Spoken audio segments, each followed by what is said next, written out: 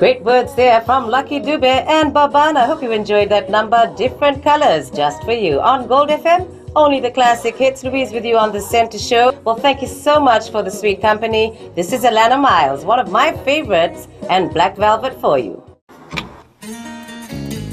Hi there. Join me on the Center Show every weekday from 9 a.m. to 2 p.m.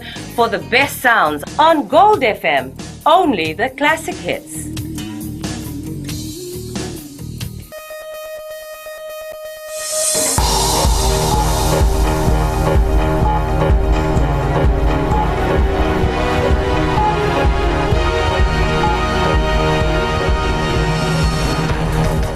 Tonight on FBC News, Minister to review immigration blacklist in the coming days.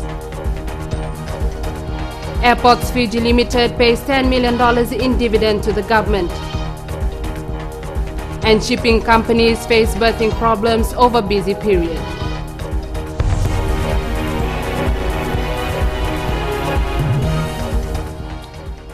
Good evening, I'm Akusita Tale and you're watching FBC News. Minister for Immigration Timothy Natuva says the National Security Council is reviewing Fiji's travel blacklist. Earlier this month, former Australian High Commissioner James Batley was told to leave the country due to his persona non grata status following his expulsion in 2009. Christopher Chand reports. Some former newspaper publishers, a former diplomat, 3 overseas journalists and a former senior member of the judiciary are among some of those people whose names remain on the immigration blacklist. Well, it depends on the Security Council. I cannot decide by myself.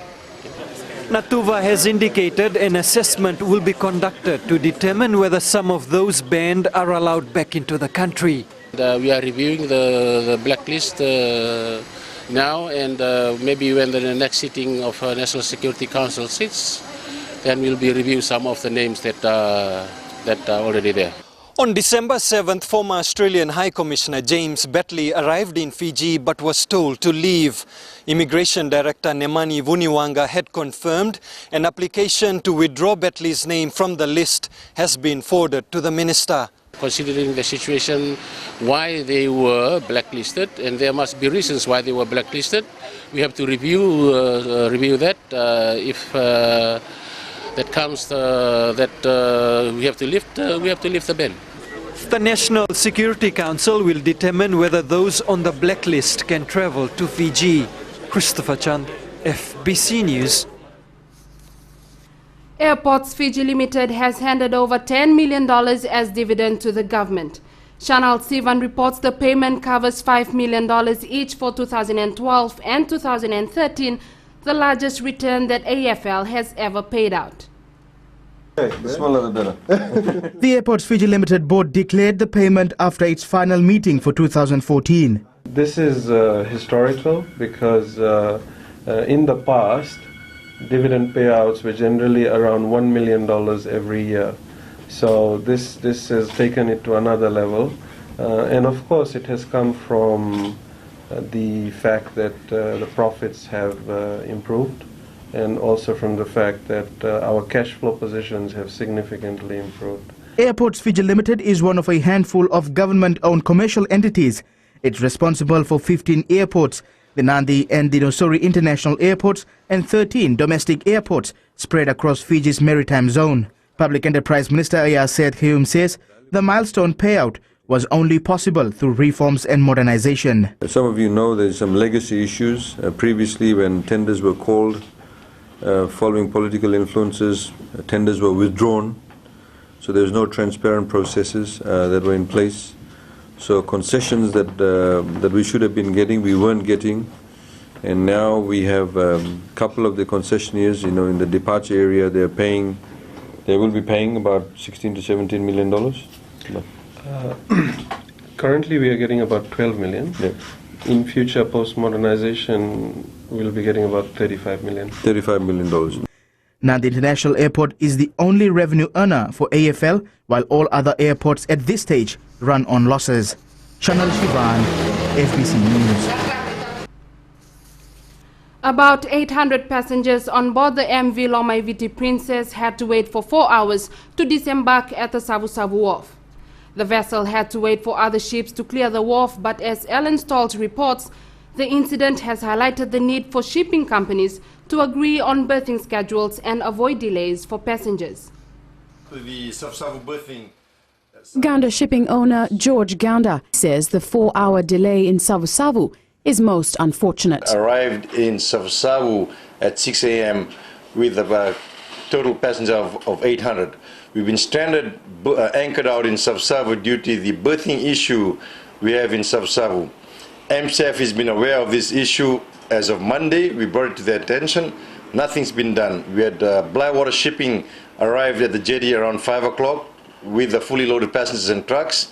He's stranded alongside the wharf. Unfortunately, this morning we have a new ship that came in line. The Patterson Shipping Company has been on the jetty from 6 p.m. as of last night till 8 a.m. this morning.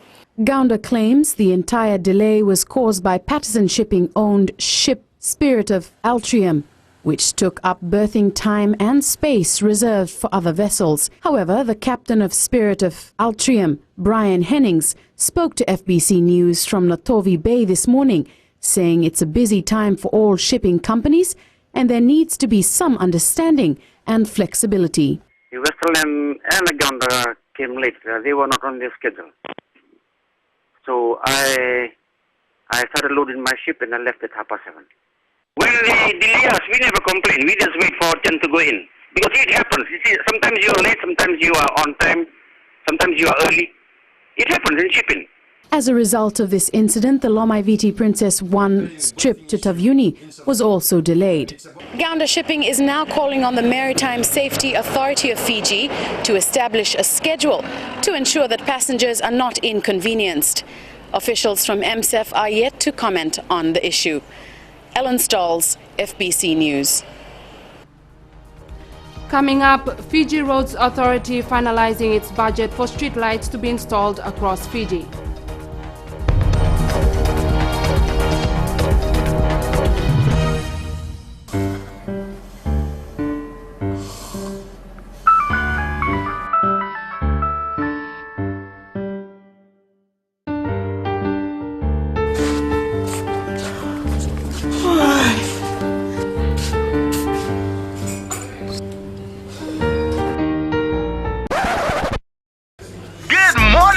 It's now 6 o'clock right here on Big Breakfast, Today FM, today's hit music. Hey, I'm Pauline. And I'm Alan. Tune in to the Breakfast Show on Today FM with Pauline and I every weekday morning. From 6 a.m. to 9 a.m. Right here on Today FM, today's hit music. Today FM, today's hit music.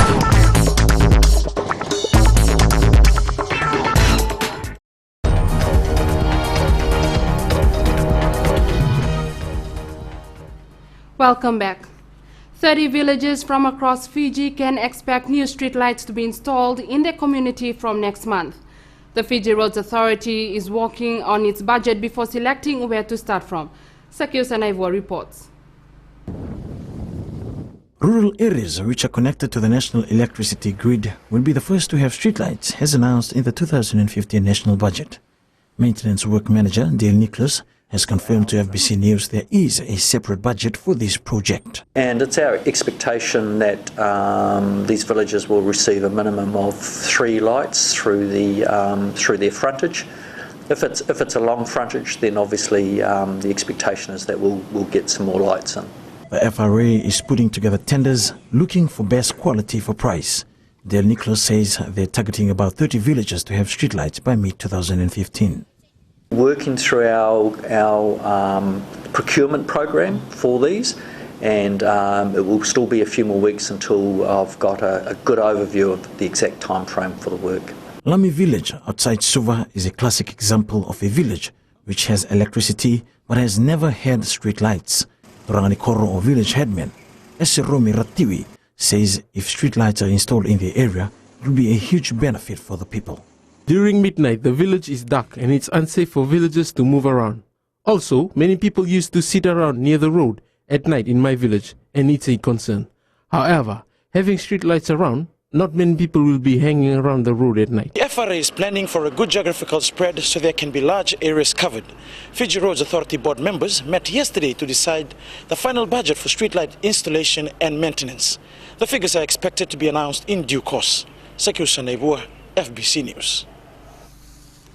Trouble Casino Developers 100 Cents Limited has today revealed the appointment of an operator to run the as yet unconstructed casino. 100 Cents Limited Chief Executive Tim Manning says they now have the funding in place to complete the casino by the first half of 2015. Manning says they are finalizing the last few matters with the government regarding this new development, but did not elaborate on the arrangement they have with the operator. He adds they will make a formal announcement about the appointment of the operator and the progress of the casino in January. The statement from 100 Cents Limited was issued to FBC News following an ultimatum issued by the government this week. The government has warned 100 Cents Limited to show cause as to why their casino license should not be cancelled. Attorney General Ayaz Sayed Qayyum is expected to comment later on whether the developers have met yesterday's 4 p.m. deadline. The Ministry for Poverty Alleviation, along with Fiji Police, has made a concerted effort to identify street beggars who will be assisted through the soon-to-be-opened rehabilitation center in Doloi, Suva. The National Beggars Task Force, led by Minister Rosie Akbar, visited some of the street beggars in Suva this week. Interviews were conducted through which most of the beggars have expressed interest to join the new rehabilitation center to initiate change in their lives. During her talk with the street beggars, Akbar tried to establish information on individual beggars and reasons for them being on the streets. Shiumati, seen in the picture here, says she has to beg in order to look after her 2 granddaughters. She earns between $60 to $100 a week and uses it to pay utility bills and buy food for the family. National carrier Fiji Airways has surpassed the 1 million international passengers mark for the first time in the airline's 63-year history. This morning, the airline surprised the 1 millionth passenger Mahendra Shankar by awarding him with special prizes. Shankar says it's the first time he has won a prize and will use the 3 flight to go to Sydney next year to visit his daughter and granddaughters. Fiji Airways CEO Stefan Pichler says 2014 will be the year with the highest load factor in their history and a stellar year for their best ever profit. Shankar was given a commemorative plaque, a free flight, a 1-year membership to the exclusive Tambua Club and other gifts. Coming up in sports, Marist maintains 3-year winning streak in volleyball, and Suva looks forward to 2015 champion versus champion series.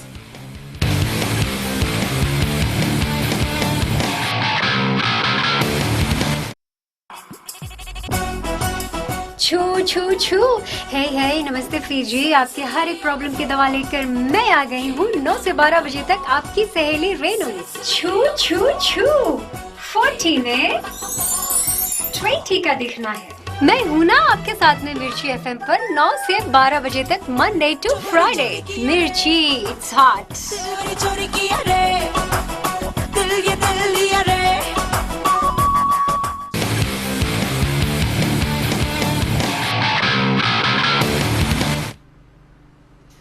Leading FBC Sports. Minister for Youth, Wardens Gold has won the Mokani Sevens title, defeating Red Rock 33-28 in the final in Nausori this evening. Earlier in the day, Wardens beat Army Green in the quarters while Red Rock accounted for its second string side. It was a close battle for the Wardens in the semis while Red Rock thumped Uluinakau in the second semi-final. The next local sevens tournament will be the Uluinakau Sevens in January at Ratu Thakombau Park in Nausori. The Marist volleyball team has won the 2014 Digicel FBC volleyball tournament in Suva. Marist walks away with $1,000 prize money.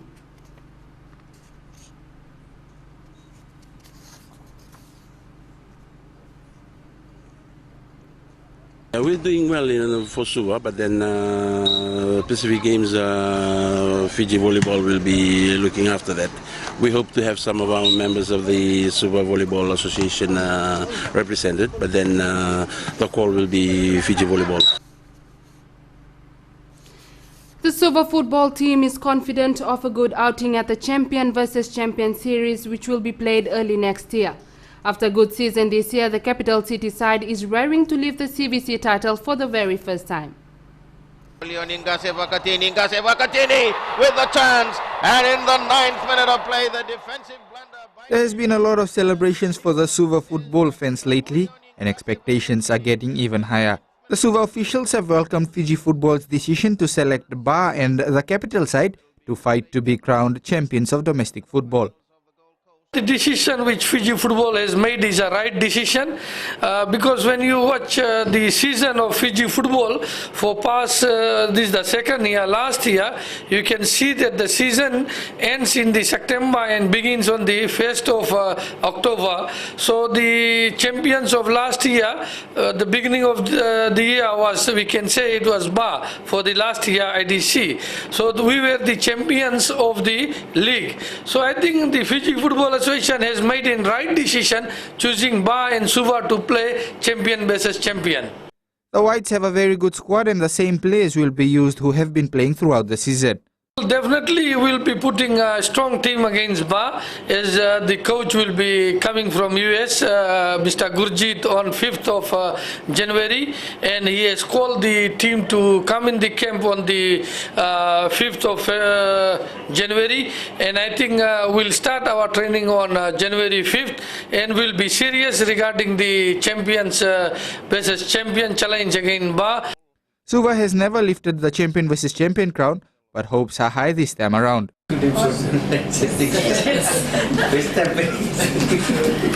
Suva will be very good position to win the first champion versus champion after so many years. We qualified but we could not win. But this year I can tell you the team will be prepared well and it will be different story this year. Suva won this year's National League title, took out the Inter-District title, while Ba qualified as winners from last year's IDC. Judging from Ba's performance so far this year, this may be the Whites' best ever chance to be called champions of Fiji soccer. Rohit Deo, FBC Sports. Meanwhile, the Suva football side has been given the second rating from Fiji for next year's OFC Champions League. This means Suva will face the likes of defending champions Auckland City, Vanuatu Staffare FC and the champions of the Solomon League in pool play. Ba has been given the #1 rating just because of the team's performance at this year's tournament. The OFC Champions League will be held in April next year in Suva and Ba. The sport of Australian Football League has a bright future in Fiji. A Pacific team selected from the Oceania Cup will now compete in a tournament in Australia next year. It's certainly growing. We get lots and lots more boys trying it out, which is fantastic, and it's what it's all about. The talent is obvious. I mean, every sport sees the talent in all these boys. You know, different kinds of talent in all the different countries they're from. So, you know, we're no different to any of the other sports, and certainly we're growing the game in each country, and we're got some really talented kids that are, especially at this 15, 16-year-old age group. It's very, very exciting times ahead for us. A Pacific team selected from the Oceania Cup will now compete in a tournament in Australia next year.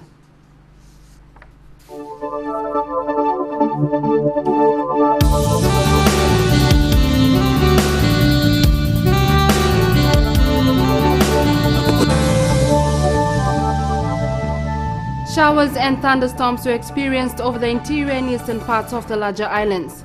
Mainly fine weather prevailed over most places. A trough of low pressure remains low moving to the north of Fiji and extends northwestward over Turotuma to south of Nauru.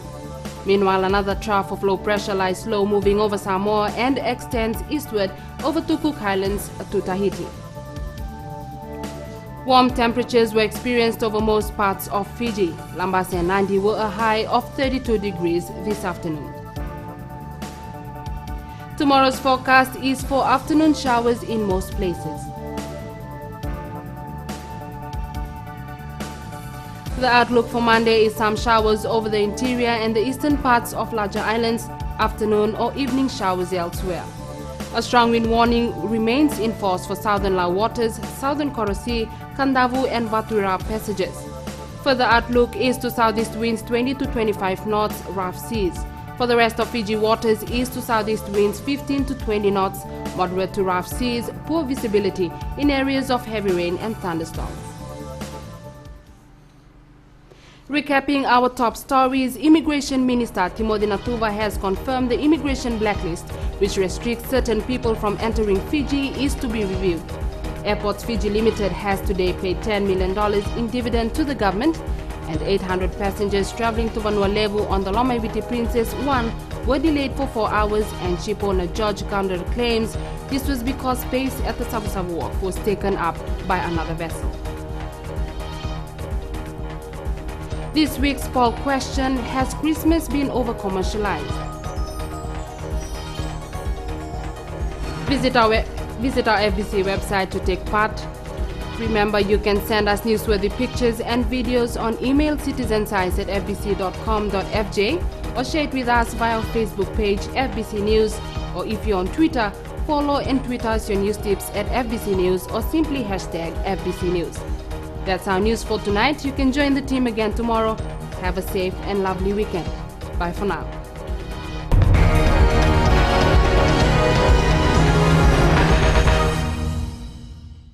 Isambulu bida na moro mchumena mataka kwa ni rongo ni bibi kama mataka ke misa wapo. Ni ana disambulu bida na sero gori sana mchumena kilo na moro mchumai. Tunasele. Nisambula oyo Mr. Ben. Kelapa. Nama kikira ni bibi mataka moni chikira moro mbuka mena ono kena diwa ena bulu FM.